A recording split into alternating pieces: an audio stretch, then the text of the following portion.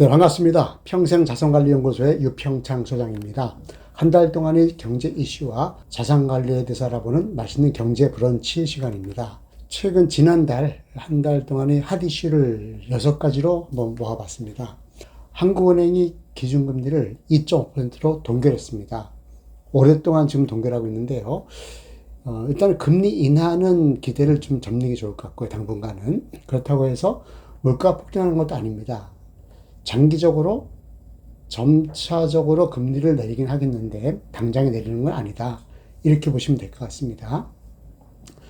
요즘 코스피 지수가 뭐 날라가죠.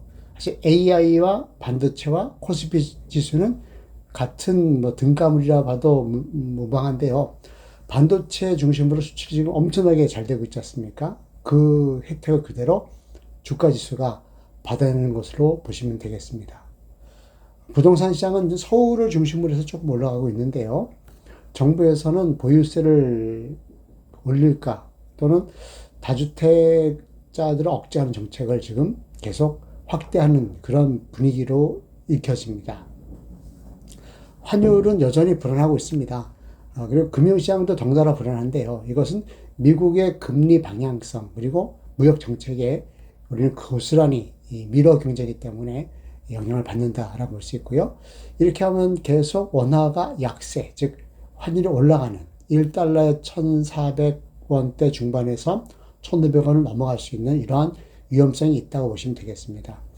내수는 모처럼 좀 회복을 하는 분위기입니다.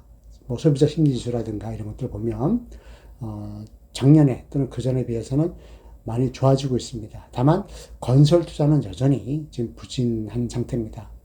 한국 경제에 영향을 주는 글로벌 변수가 몇 가지가 있는데 그 중에 가장 큰 것은 미국의 관세 정책의 불확실성이고요. 그리고 미국과 중국 간의 계속 통상적인 그런 긴장, 그리고 AI 투자 붐의 지속성, 또 반도체의 슈퍼 사이클이 계속 발생할 것인가, 유지할 것인가 이런 것들을 보시면 되겠습니다.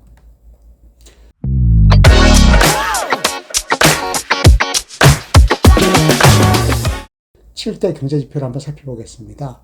경제심리지수는요, 100보다 조금 내려있지만 98.8포인트로 그 전달에 비해서는 4.8포인트가 올라서 많이 올랐고요.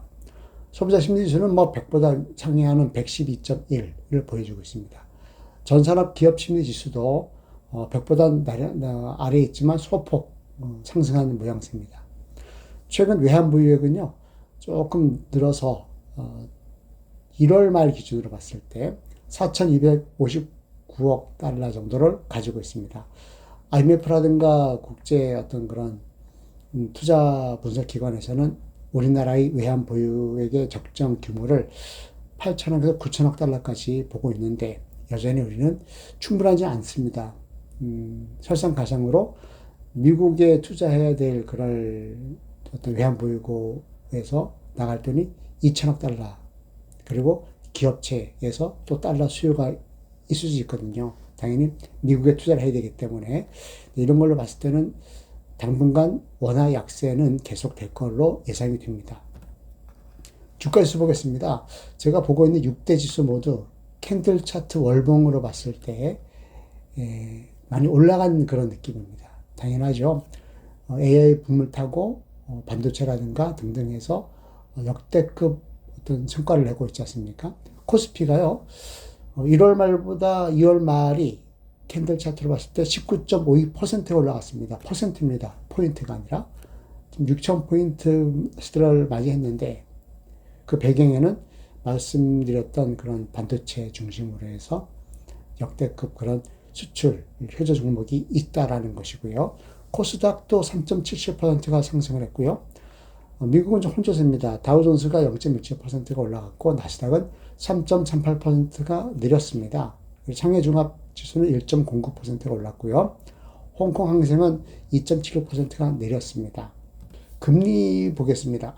3년 만기 국고채 수익률이 지난달 평균이 3.166%입니다. 그래서 그 전달보다는 0.12%포인트 올라서 금리가 좀처럼 많이 내려가지고 있지 않습니다. 이런 상태에서 기준금리만 내리게 되면 정책금리는 내려가는데 시장금리는 올라가는 이런 언밸런스한 상황이 생길 수가 있거든요. 뭐 여러 가지 이유가 있겠지만 그 중에 하나가 이러한 이유 때문에 한국은행 측에서도 기준금리를 잘 못 내리고 동결하고 있는 거 아닌가 하는 생각이 듭니다. 저축은행 예금금리는 조금 올랐습니다. 지난달 3.06% 저축은행 연합회에서 나온 통계고요. 대출받을 때 쓰는 금리죠. 코픽스 금리. 이 부분은 좀 혼주세인데요. 잔액 기준이 2.85%고요. 신규 취급의 기준이 2.77%입니다. 자, 여기서 대출금리가 이렇게 낮냐 이렇게 하시면 안 되고요. 이것은 기준금리입니다. 기준. 즉 코픽스 금리라는 것은 대출받을 때 기준되는 금리가 거기다가 가상금리가 붙죠. 신용이 좀 약하든가 소득이 좀 줄거나 적거나 뭐 여러 가지 사유를 인해 가지고 가산금리가 붙습니다. 그래가지고 일반적으로 봤을 때는 한 4%에서 5% 정도가 주택담보대출 금리인 것 같습니다. 미국도 만만치 않습니다. 미국도 최근에 자동차 담보대출, 차 할부할 때 8%가 넘고 있고요. 주택담보대출, 모기지라고 하죠, 미국은. 30년 만기 주택담보대출 금리가 6% 이렇게 된다고 합니다. 우리보다 높습니다. 왜냐하면 미국은 기준금리가 3.75%고요. 우리는 2.5%니까 그 차이만큼이라도 미국의 금리가 높은 거죠. 환율은요, 사실 제가 지난달에 미국을 다녀왔습니다. 그런데 환율이 역대급으로 높아가지고, 소비를 조금 줄이는 이런 형태로 여행을 갔었거든요. 지난달 원달러 환율 평균이 1457원 67전입니다. 물론 그 전달에 비해서는 조금 내리긴 했는데 여전히 1,400원대 중간을 가고 있다라는 겁니다. 여러분들도 해외여행 가시거나 했을 때 달러 환전하면 미리 해주시면 좋지만 못했을 때는요, 공항에 가가지고 환전하는 것은 가장 비싸게 달러를 사는 겁니다.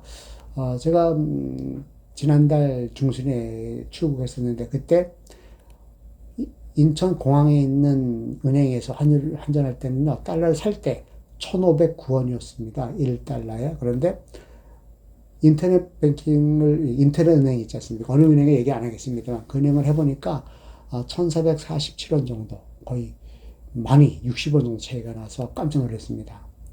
물론 그런 그 인터넷 은행은 환전료가 없더라고요. 그런 것을 서비스 하는 모양입니다. 참고하시기 바라고요.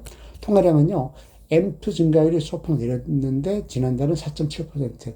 여전히 우리 국가 성장률보다는 돈이 풀리는 속도가 높다라고 보시면 되겠고요. 자, 투자자 예탁금은 중폭 강세입니다. 그래서 지난달 평균이 105조 정도가 됐고요. 코스피 주식거래 대금도 1월 달은 27조였는데 2월 달인 지난달은 32조 정도가 돼서 중폭 강세를 보여주고 있고요. 주식형 펀드 잔액은요, 계속 고공행진하고 있습니다. 1월 달이 평균이 226조였는데 2월 달인 지난달이 259조, 많이 올라갔죠. 원자재, 두바이유가 배럴당 67.99달러, 지난달 평균이. 그런데 이것은 지난달 평균이니까 이번 달 다르겠죠. 지금 중동에서 전쟁이 발생됐지 않습니까? 그럼 아무래도 호르무즈 해협을 봉쇄한다든가 또 산유국들이 공격을 받게 되면 석유 공급이 감소하겠죠. 그러면 두바이유, 우리가 70% 수입하는 석유가 두바이유거든요. 이게 많이 올라갈 수도 있습니다. 참고로 전 세계에서 수입액 중에서 석유나 이렇게 에너지 수입 비중이 가장 큰 나라가 대한민국이거든요. 우리가 이게 원유라든가 에너지 수입하는 비중이 총 수입액이 100이라고 한다면 18%입니다. 근데 두 번째가 12%로 뚝 떨어집니다. 자, 부동산은요, 아파트 매매가격 지수나 전세가격 지수가 지금 보합세에 있는데 살짝 매매 가격이 올라간 것 같고 전세는 조금 약간 보합세, 약보합세인 것 같습니다. 아무튼 이번 달 한 달도 성공적인 자산 관리 하시기 바랍니다.